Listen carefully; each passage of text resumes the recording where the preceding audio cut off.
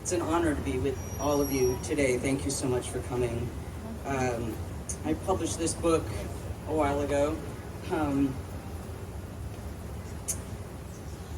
On February 20th, 1989, David Wojnarowicz sent me a manuscript that he called the Waterfront Journals. I was fascinated by these monologues, as David called them, and asked to see more. He didn't send them right away. He was working on a book that became Close to the Knives, which was published by editor Karen Rinaldi, who's here today. Thank you, Karen.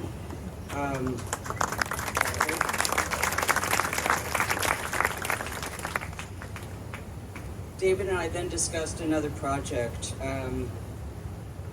one that would combine his drawings and watercolors with text. It's called Memories That Smell Like Gasoline. It was published in 1992 by Art Space Books, and it's going to be reprinted next March by Nightboat, or sometime next year.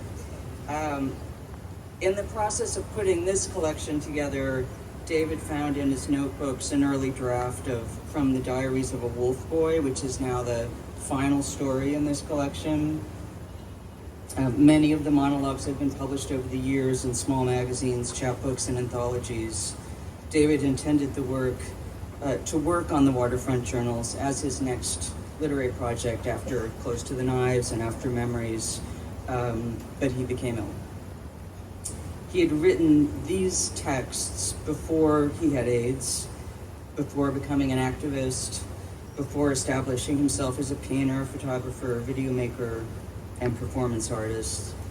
They were from a time in his life when he hitchhiked, looked for sex anywhere, talked to strangers.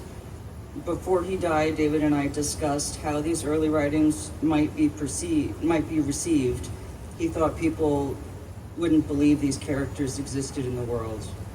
He felt that AIDS had so completely changed him that this evidence of his former self would surprise those who knew only of his later work.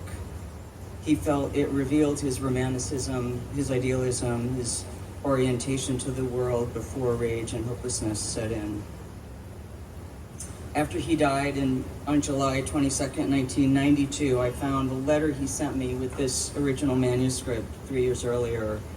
He signed off that letter and said, "I wrote this book over the last 13 or 14 years. It's all true."